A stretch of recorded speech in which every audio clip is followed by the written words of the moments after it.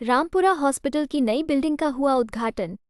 Rampura hospital की नई building का उद्घाटन यूडीएच मंत्री शांति धारीवाल द्वारा किया गया।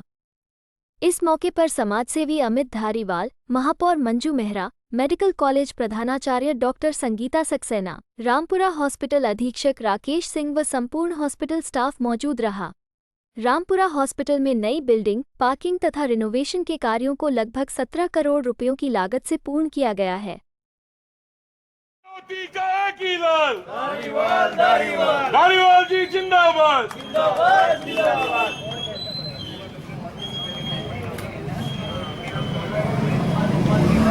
हाँ भाई साहब,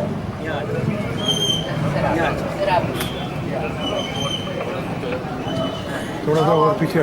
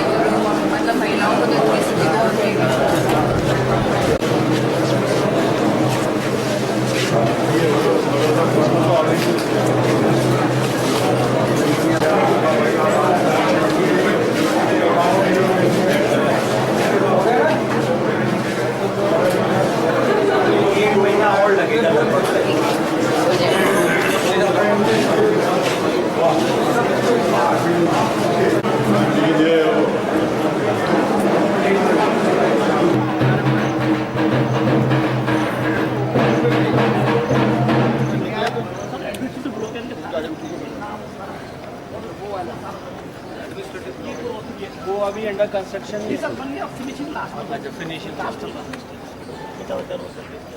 इधर से रिवर फ्रंट बहुत अच्छा है।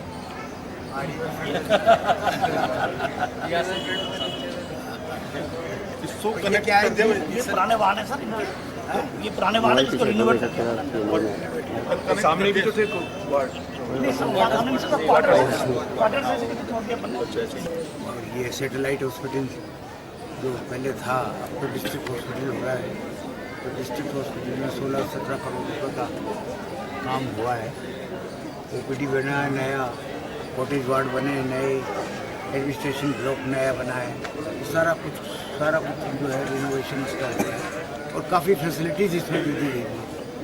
ये जो पुराना कोटा चार दीवारी में यहाँ से लेकर के आप शुरुआत से लेकर के आखिर तक के जो पेशेंट हैं वो ज़्यादातर यहाँ पर ही आते हैं। उन लोगों के लिए बहुत बड़ी राहत है, बहुत बड़ी। तो दरबार साहब, विकास ही सबसे बड़ा मुद्दा रहने वाला है, चुनाव सिर पे है। विकास, गुड गवर्नेंस सबसे बड़ा मुद्दा है। साथ में विकास भी है। गवर्नेंस का अर्थ ये है कि जिस प्रकार का शासन अशोक गहलोत ने दिया उससे जो आम जनता खुश है या नहीं। लगता है कि साहब जो है इनकम्बेंसी नाम की कोई चीज़ नहीं है, किसी प्रकार की कोई शिकायत नहीं है। जितने भी विपक्षी लोग बोलते हैं वो उनका धर्म है ये बोलने का, कि वो क्या बोले, क्या आखिर कुछ तो बोले खिलाफ में सरकार के, तो उल जरूर बातें बोलते हैं, उससे कोई फर्क नहीं पड़ता। आरोप लगते हैं वो भी ऐसे लगते हैं बिल्कुल बेकार। तो रटे रटाए जो आरोप होते हैं ना कि भ्रष्टाचार है और वो कानून व्यवस्था बिगड़ रही है और ये हो रही है वो हो रही है, उस तरीके की बातें करते हैं। विकास के बारे में क्यों नहीं बोलते फिर वो, कि ये इतना विकास जो पूरे राजस्थान में हुआ है इसमें कोई गड़बड़ी हो, इसमें कोई वो कमी रह गई हो, यहाँ ये होना चाहिए था और नहीं हुआ हो, इसके बारे में नहीं हुआ हो, इसके बारे में बोले, वो नहीं बोलते। तो विकास भी मुद्दा बनेगा, इसमें कोई दो राय नहीं। और विकास के साथ साथ गुड गवर्नेंस मुद्दा बनेगा, क्योंकि इनकम्बेंसी नाम की कोई चीज़ नहीं है। लोगों को महंगाई से राहत देने के लिए देश के किसी भी राज्य ने वो स्टेप्स नहीं उठाए जो राजस्थान ने उठाए हैं। 500 रुपये में सिलेंडर, 25 लाख रुपए तक का चिरंजीवी योजना के अंतर्गत दवाइयाँ फ्री, जांचें फ्री, सब कुछ है। ऐसा कहीं किसी प्रदेश में हुआ है क्या? क्या करना चाह रहे हो? अरे नहीं है साहब, पब्लिक बहुत सुखी है, पब्लिक खुशी है। लेकिन तो ऐसे करके कई चीज़ों में राहत दी गई है। मैंने तो 2 चीज़ें बताई हैं आपको। देखो, और गारंटी दी गई है, बाकायदा गारंटी का कार्ड दिया गया है। किसी राज्य में गारंटी का कार्ड नहीं मिला। अब उसकी नकल मोदी जी कर रहे हैं, वो भी गारंटी का कार्ड देना चालू कर दिया उन्होंने। पहले तो गारंटी की मजाक उड़ाई कि गारंटी के भी कार्ड बढ़ते हैं क्या, लेकिन फिर वो गारंटी के कार्ड बांटने लग गए। ये सब चीजें हैं, जनता देख रही है, फैसला करेगी अपना। सर लेकिन आप इतने सारे काम कोटा में हुए हैं, आपकी इस बात का क्या मतलब समझा जाएगा? अभी तो बहुत काम करने बाकी है। इसमें क्या दोहरा है? आज जो सड़क बनी है 4 या 5 साल में टूटेगी तो सही ना, कौन बनाएगा? नए काम जहाँ पर हो सकते हैं उनको कौन करेगा? है किसी के पास विजन? आज तक किया है कुछ? कितनी बार शासन में चले गए बीजेपी वाले, लेकिन कोटा की एक चीज बता दें जो करके उन्होंने बता दी हो इस कोटा शहर के, एक ईंट कहीं लगा दी हो वो बता दो कि ये हमारे टाइम पे हुआ। सब बातें सीएम साहब हाड़ोती का 1 किलो। सीएम साहब कह रहे हैं कि जनता खुद कह रही है कि सरकार आ रही है। जनता बाहर से कह रही है कि 6 महीने से सुन रहे हैं हम तो।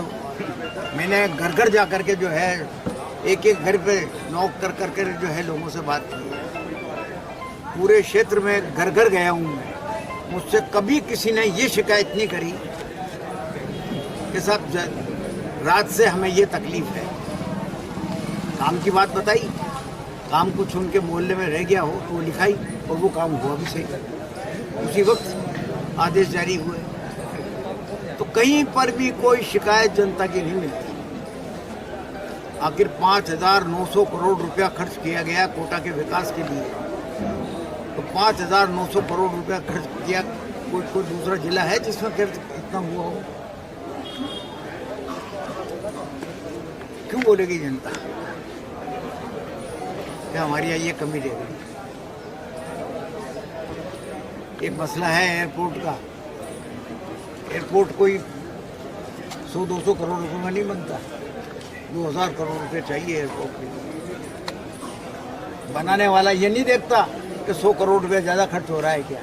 रिवर फ्रंट था, रिवर फ्रंट के लिए हम शुरू में सोचते थे कि 500-600 करोड़ रुपए में निपट जाएंगे, लेकिन लगते लगते लगते लगते 1,400 करोड़ रुपए उसमें लग गए।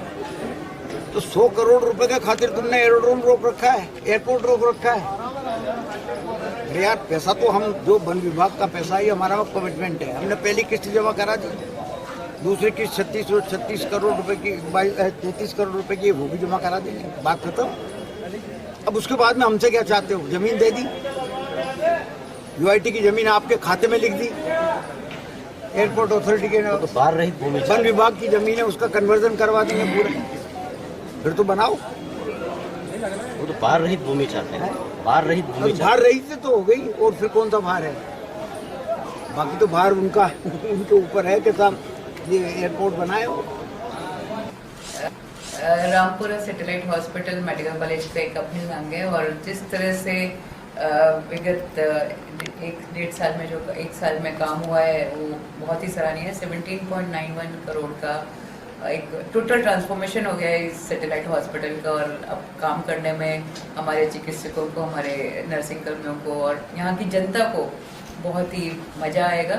एक बहुत सारी सुविधाएं मिली हैं, जैसे लेबर रूम है, ओटीज़, मॉड्यूलर ओटीज़, यहाँ पे कॉटेजेस, सबका एक तरह से टोटल ट्रांसफॉर्मेशन हो गया है।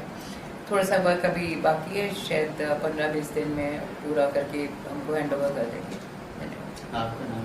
मैं doctor Sangeeta Saxena, principal and controller medical college and attach group of hospitals. ये सौगात मिली है, इसके बारे में सबसे पहले तो मैं हमारे माननीय मंत्री महोदय, उनका मैं बहुत बहुत आभार और धन्यवाद और नमन करना चाहूँगा कि उन्होंने इस अस्पताल की नब्ज़ को समझा और ये जाना कि इसको क्या ज़रूरत है। जैसे कि हमारे principal and controller madam doctor Sangeeta Saxena ma'am ने बताया है कि 17.91 करोड़ रुपीस जो है इस हॉस्पिटल के रिनोवेशन और नए कंस्ट्रक्शन को मिले हैं। इस हॉस्पिटल को बहुत सारी चीज़ों की ज़रूरत थी, जैसे यहाँ पे एक पार्किंग की बहुत बड़ी समस्या थी कि जब भी यहाँ पे मैं आया था तो मैंने देखा कि चारों तरफ साइकिल, स्कूटर्स, ये कारें खड़ी हो जाती थी, तो एम्बुलेंस को निकलने में बड़ी प्रॉब्लम आती थी। और ये मैंने महसूस किया कि जब तक यहाँ ढंग से पार्किंग नहीं होगी, मरीजों को सुविधा मिलना बड़ा मुश्किल हो जाएगा। तो ये हमने समस्या हमारे माननीय मंत्री महोदय के सामने रखी, तो उन्होंने इस चीज़ को गंभीरता से लिया और यहाँ पे एक मल्टी स्टोरी पार्किंग, जिसमें बेसमेंट के अंदर 2 व्हीलर पार्किंग होगी और 2 फ्लोर हैं उसके ऊपर 4 व्हीलर पार्किंग होगी, और वो बनके अभी तैयार है और बहुत ही जल्दी सारी पार्किंग वहाँ शुरू हो जाएगी। साथ ही यहाँ का जो OPD है वो बहुत ज़्यादा है, मतलब जो पेशेंट्स आकर के जो आउटडोर में दिखाते हैं उनकी संख्या 1200 से 1500 के आसपास है। तो यहाँ का जो OPD का जो ब्लॉक है वो बहुत छोटा पड़ता था, और ये भी हमने जब समस्या मंत्री महोदय के सामने रखी तो उन्होंने इसको भी गंभीरता से लिया और यहाँ पे एक नया OPD ब्लॉक बनाया। साथ ही यहाँ पे एडमिनिस्ट्रेटिव ब्लॉक की यहाँ पे बहुत ज़रूरत थी, जैसे यहाँ पे कोई रिकॉर्ड रूम नहीं था या ऐसे बहुत सारी समस्या थी, प्रॉपर स्टोर रूम नहीं था, यहाँ के एडमिनिस्ट्रेटर्स के बैठने की प्रॉपर जगह नहीं थी, तो यहाँ पे एक एडमिनिस्ट्रेटिव ब्लॉक का भी निर्माण हुआ। साथ ही यहाँ पे जो बिल्डिंग है वो बहुत पुरानी थी, उसमें बहुत सारे रिनोवेशन की ज़रूरत थी, तो यहाँ पे OT है उसका पूर्णतः रिनोवेशन किया गया, लेबर रूम है उसका रिनोवेशन किया गया, और जो वार्ड है उसका भी बहुत सारा रिनोवेशन किया। यहाँ टॉयलेट्स की बड़ी प्रॉब्लम रहती थी, जहाँ ब्लॉक रहते थे, ये रहते थे, तो नया वो भी डेवलप किया गया। जो कॉम्प्लेक्स है, जो अपना शौचालय का कॉम्प्लेक्स है, वो भी इसके यहाँ पे डेवलप किया गया। साथ ही यहाँ जो मूवमेंट के लिए जो बीच में बहुत सारी ऐसी अननेसेसरी जो पार्ट्स थे बिल्डिंग के, उनको डैमेज करके या उनको तोड़ करके उनकी जगह सड़क बनाई गई, और ताकि यहाँ पे फ्री फ्लो और फ्री मूवमेंट हो सके एम्बुलेंस का या पेशेंट्स का, उसके लिए यहाँ किया गया। और आज अपन देख रहे हैं कि जो इसका हेरिटेज लुक है वो तो आ ही रहा है, और इस अस्पताल में बड़ा अमूलचूल परिवर्तन हो गया है, और इसके लिए मैं हमारे माननीय मंत्री महोदय का बहुत बहुत आभार करना चाहूँगा, और साथ में हमारे प्रिंसिपल एंड कंट्रोल मैडम जिन्होंने हमें गाइड किया उनका आभार, और जो पूर्व में जो हमारे प्रिंसिपल सर थे जिनके विजन से हमें ये सब सौगात मिली, मैं उनका भी बहुत बहुत आभार करना चाहूँगा। धन्यवाद। किसी भी प्रकार की क्राइम, घटना, दुर्घटना सहित प्रशासनिक और हर खबर के लिए बने रहे हमारे साथ।